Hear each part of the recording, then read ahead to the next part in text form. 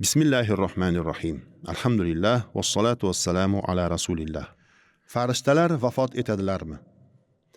Isrofil alayhissalom surga puflagan paytda Alloh ularning vafot etmasliklarini xohlagan ba'zi farishtalardan tashqari qolgan barcha farishtalar vafot etadilar. Bunga quyidagi oyat dalolat qiladi. Va surga puflanadi.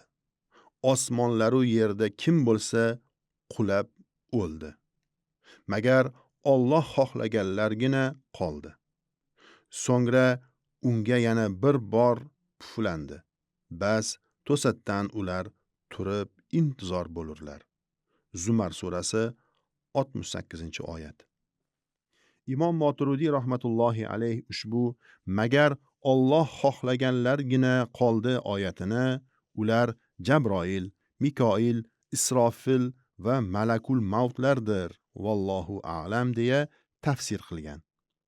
Imom Bayhaqiy Anas roziyallohu anhudan rivoyat qilgan hadisda mazkur farishtalarning ham birma-bir vafot etishlari xabari berilgan.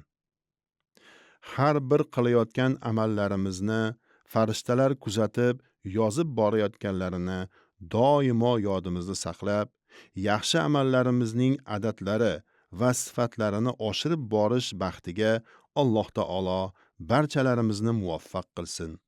Amin ya robbal alamin. Va sallallohu taala ala khayri xalqihi Muhammad va ala alihi va ashabihi ajmain.